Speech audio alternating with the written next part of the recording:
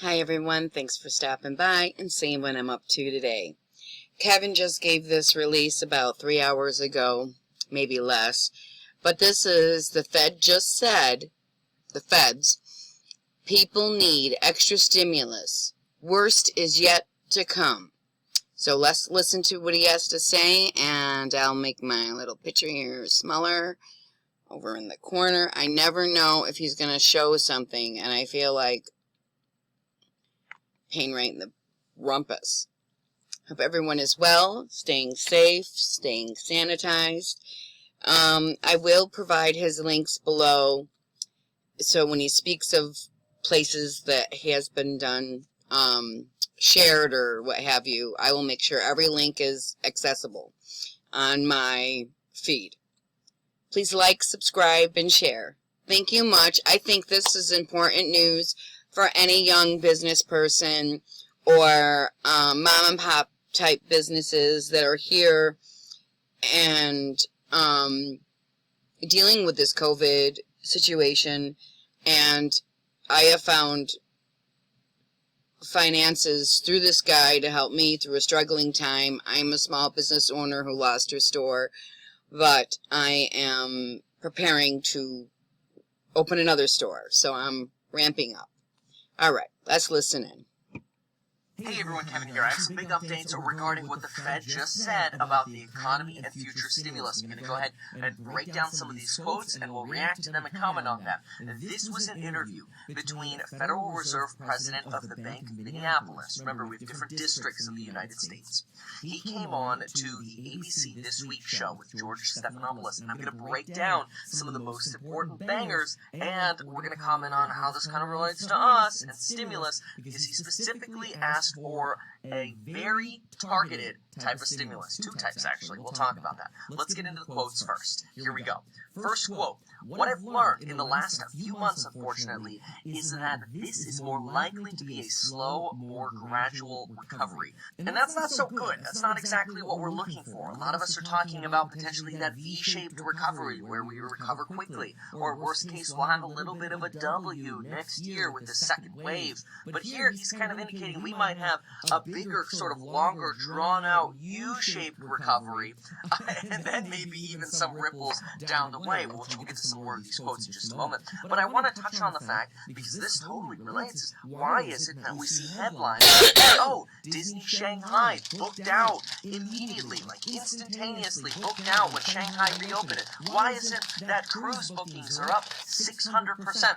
Well, let me just give you a quick little bit of background on why these article titles read this way.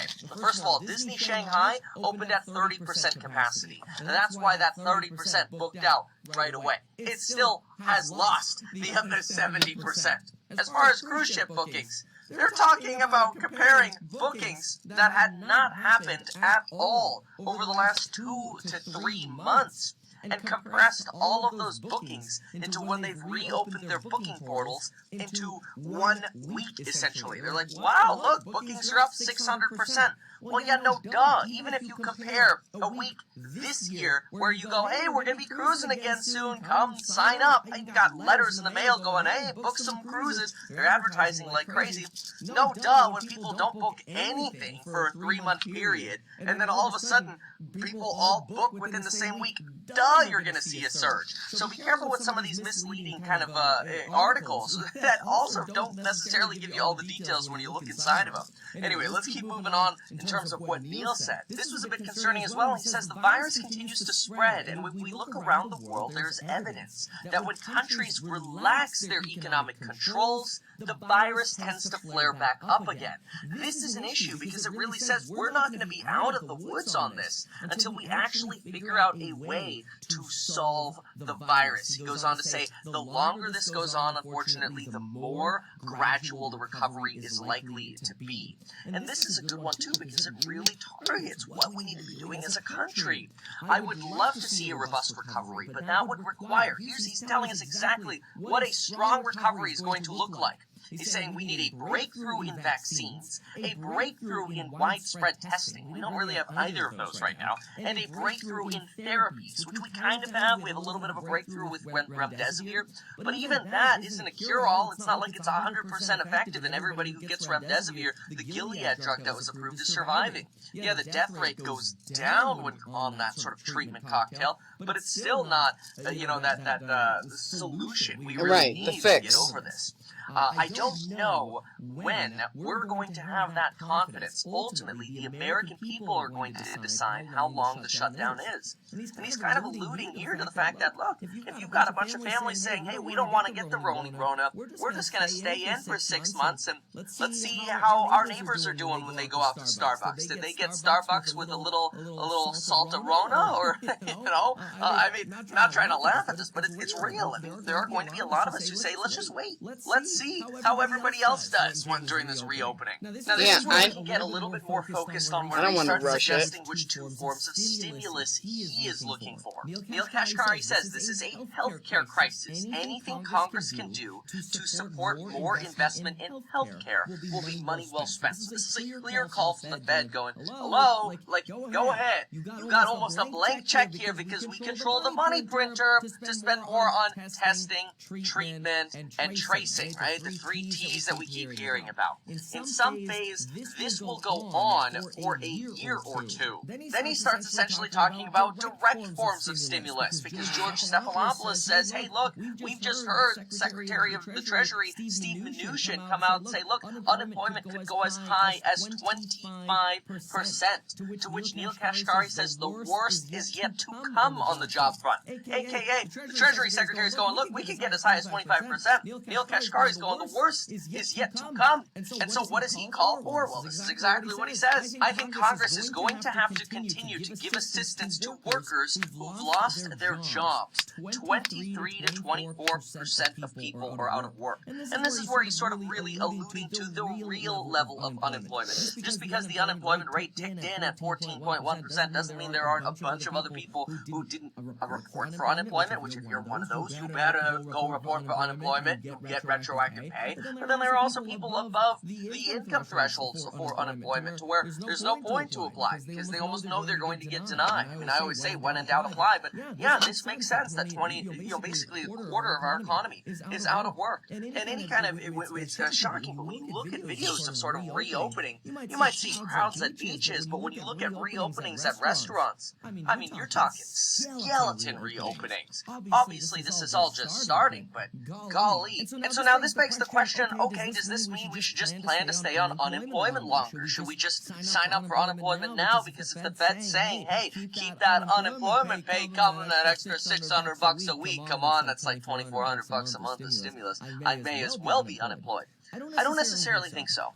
I think the Fed is clearly, now essentially directly saying Congress needs to do more, aka give more money to the people who are really affected by this, the people who have lost their jobs. They later go on to talk about how the last thing we want to see are empty strip malls and bankruptcies, because as companies and businesses lack demand and they lack customers, they go bankrupt, and it's going to be years before those strip malls get filled back up. That's why Neel Kashkari thinks this is going to be a long, sort of prolongated recovery with the potential for second waves in reopening like we've seen in other parts of the world. So what kind of stimulus is he really suggesting? Well, it's hard to just say, oh, just unemployment. Because if we just say unemployment, we know that's not going to be very popular with the Republican Party in the Senate or Trump. Remember, they're pushing, well, Trump is at least pushing for more of a payroll tax holiday.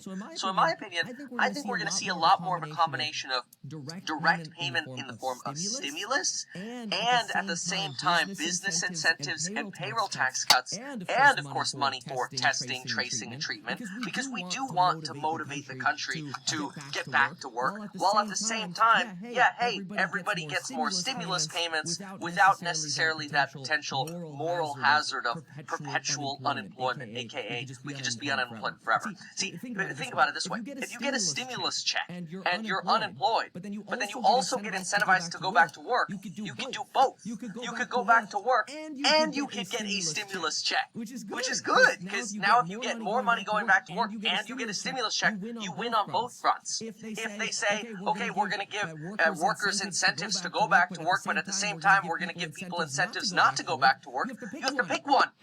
And picking one is not good for the economy. So I do not personally think a big push for unemployment is going to survive. If it comes up in this Democratic bill that we're expecting to be proposed on Monday or Tuesday, I don't know if it's going to make it to the end. I think it's more likely for us to see incentives for businesses, payroll tax deductions, and direct stimulus payments, because then you win on both fronts.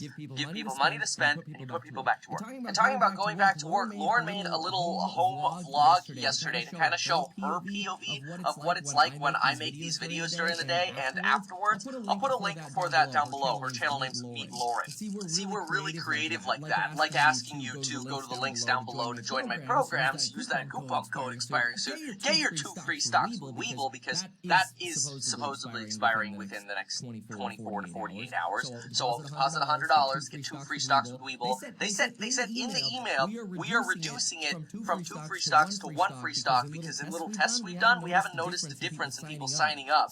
So AKA, they're going to give you half as much and still expect you to sign up in the future, which I guess is brilliant marketing. But folks, I want to know what you think. What do you think? Do you actually think that Congress is going to just give us more money to spend our time on unemployment? Or do you think it's more likely to see incentives to go back to work coupled with stimulus to get us actually spending again? We can't have people going back to work without having people have money to go spend. I mean, think about it. It's kind of like, oh, go work, but wait, nobody has money, and you're working to build the money to spend, but no customers are coming, so your business is just going to shut down again. To me, it makes very much sense to expect stimulus and incentives to go back to work, not more unemployment incentives, and I think that aligns directly with what Neel Kashkari means. That would support people who have lost their jobs and who have lost their income, and that would help prevent long-lasting damage to our economy, at least mitigate it.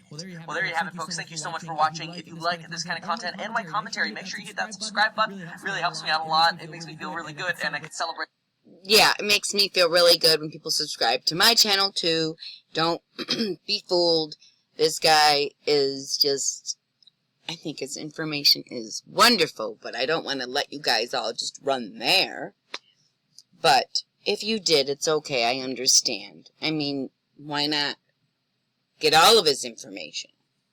I only share what's pertinent to really small businesses and the stimulus, because everybody doesn't watch the channels, so I thought I would share. This will be coming to an end soon, as they figure out what the second stimulus will be, because not only are you getting news, I'm getting news, and I appreciate that you have still stuck by my side.